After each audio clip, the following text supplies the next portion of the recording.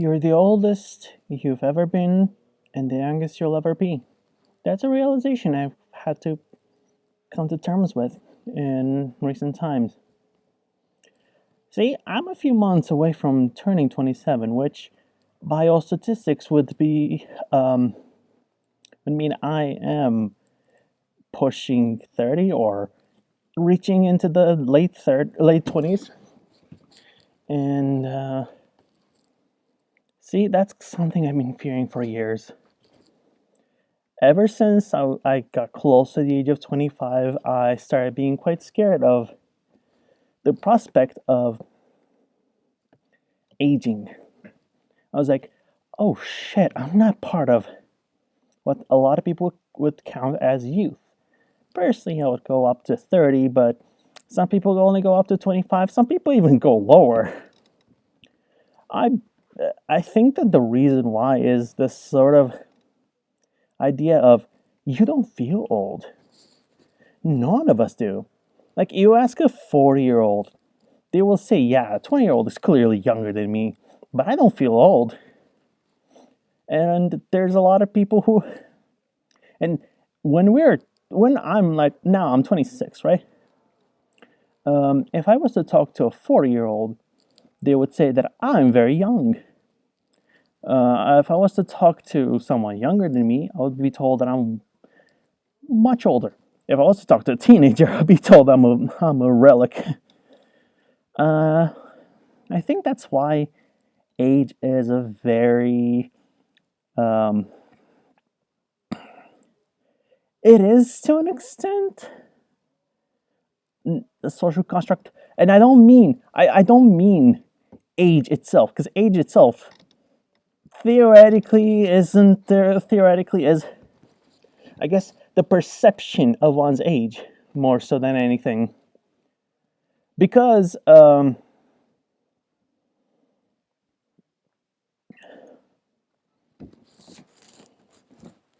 reality is that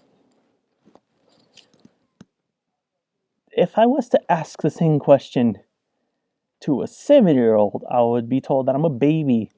And the 40-year-old that told me that I'm young and he's not young would be told, oh, you're also still a child. You're still young. We kind of tend to see ourselves as older. And I think it also plays into the youth culture of today. How you're told you gotta do this and this and this by a certain age. For example, you see a lot of people saying that, oh, by the age of 30, you have to be secure in life. You have to have things figured out. One thing I learned about adulthood is nobody has it figured out. When you're a kid, you're made to think that your parents have it well put together, have everything figured out. They have a safe plan for the future. In most cases, they don't. They're just kind of going along with what's going on, improvising, trying out things, experimenting. And the truth is, that's kind of what we all do. That is the world we live in. That is adulthood. Fake adulthood is pretending you have it all figured out. But real adulthood is just trying to figure it out. Trying to know what life throws at you and being able to come up with the best way to respond to it. Because unfortunately, adulthood is also trialing and erroring your way through things, trial and erroring your way through life, pretty much. And it's not easy. It's quite difficult, in fact, to know what to do. We don't have all the answers. And even the person you think has it figured out probably doesn't, especially if you're younger than me, for example. Like if you're in your teens or early 20s, you're probably going to look at someone older and say, wow, I bet they got it figured out. No, they don't. Nobody does. And I think that's the magic of adulthood, if you ask me. Ultimately, I just think it's a good thing to appreciate the time we have on Earth. It's it's a limited time, all right. Some people get to live 80 years. Some people live 100. Some people tend to live less. And I think that we should all strive to live our best lives. And this is why I believe that living your life according to others and limiting yourself is pretty much like being dead.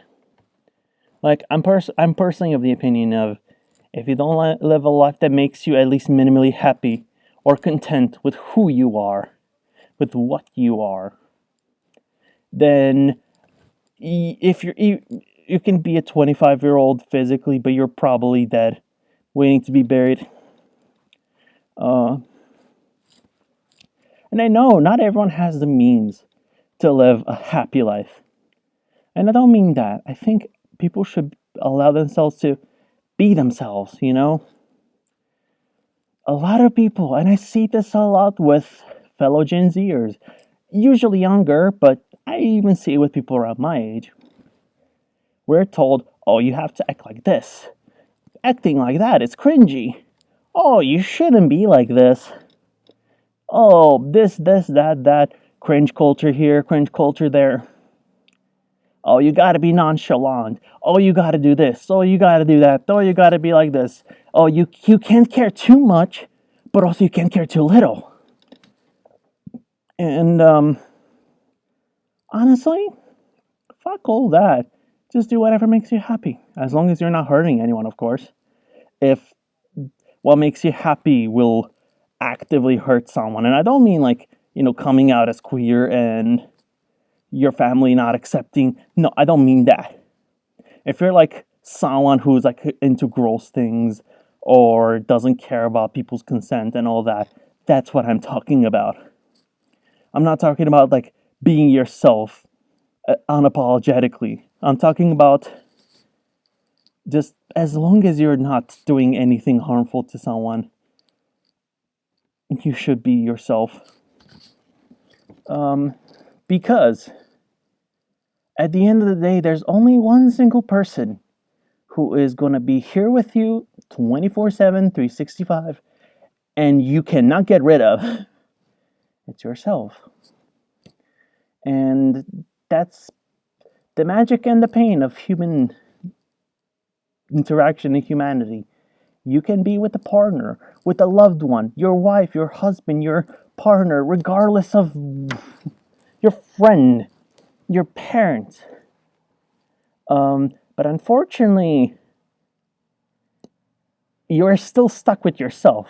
You're the only person you're stuck with. 24/7, 365, as I said. And I think this is what makes me think, hey, we're told that we should make people happy.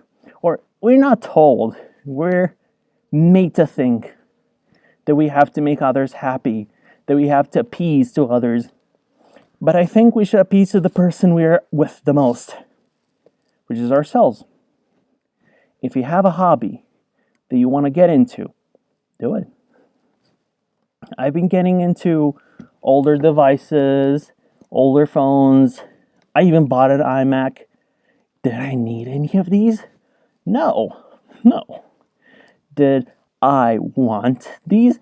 Yes. Is that enough of a reason to do it? Yes. Obviously, I know that, again, some people may want to do XYZ and they cannot afford it. And I understand how that feels. Because I used to struggle financially too. Things used to be hard for me years back. So I know how grueling this must be. But what I'm trying to say is, please do not give up and please keep trying. Please stay motivated and don't let anyone just turn you into someone who you don't want to be.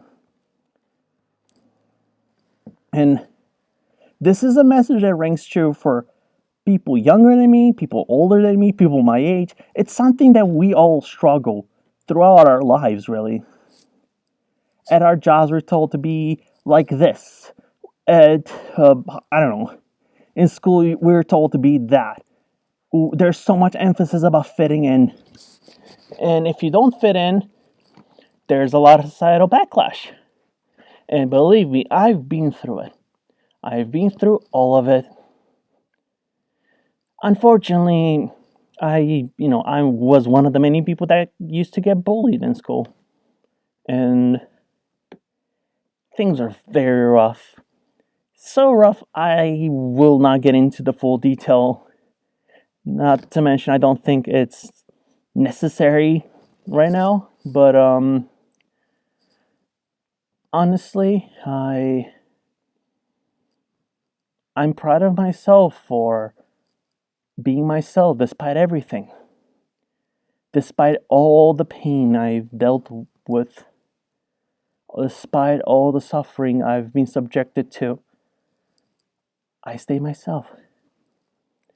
And something that's stuck with me when I was in high school and still sticks with me now is that line from Undertale. Despite everything, it's still you.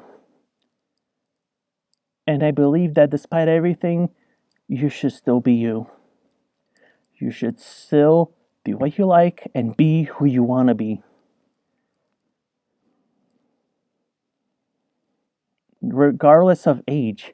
I know that it's very difficult to do what you like because there's always this stigma and this sentiment of, oh, look at this grown ass adult uh, talking like XYZ or being a little silly or whatever. Honestly, who cares? If someone's going to complain about it, then just that person's not worth your time. Again, as long as you're not harming anyone, why would anyone care? You know, like, who cares if you're 38 or something and you still write, I don't know, you write fan fiction or I don't know. Oh, of course, within like some limits of morality and whatever, but, or who cares if you say, yay, yay, yoo-hoo, yeah, whatever. You may say, oh, it's cringy because that's something that only up to a certain age you should do it. Who cares? Most of you have probably watched a cartoon into your adulthood, right? Those shows are made for kids. But if someone was to tell you, oh, cartoons, you shouldn't watch cartoons if you're an adult, they would sound like your boomer parent, right? And you will dismiss them and say, you're kind of stupid. You're not making a good point, and you're full of shit. And that's the truth. These people are full of shit, and you should dismiss them. The people who are in your life who care about you and truly value you will love you regardless. Do not think that after a certain age you have to change who you are. You have to self-censor and you have to compromise yourself. There's this huge trap a lot of people fall in, thinking that, oh, once I hit a certain age, I gotta get married, I gotta get this and this and this and have a family. And nah, unless you want to, of course, in which case, go for it. But do not let society tell you who to be and what to do. And just generally, don't let society dictate who to be. I don't care if you're 30. If you like anime, watch anime. You're not supposed to just be a soulless cog in the machinery that is society. Even if some 50-year-old kid on Twitter told you to, that's a kid. Like, they're going to find out sooner or later that they're full of shit. And if not, reality will hit them hard when they will get to a certain point and they'll realize, oh shit, what do I do? And that's something I've actually seen in a lot of spaces. For example, K-pop spaces. there's the sentiment of, I will always be a stan, I will always stand this group, I will always be a fan, which, very fair. But then, some people also shame anyone who's over a certain age who's still a fan. Like, don't get me wrong, I do believe that if you're like 30 and you get into discourse, you're kind of wasting your time. But I think you should still be allowed to be part of a group or a fan base or whatever. You're not supposed to just stop liking things. And at least that's my 2 cents. I am testing out the camera on the iMac because I've been wanting to pivot to making webcam videos, I guess, just talking. And this is a good test. I hope that I don't sound too bad. I hope that I don't sound too breathy. I'll be honest, it's a little hard to talk through this monitor because it gets quite sweaty in here. But who knows? We'll see. Anyway, I'll see ya.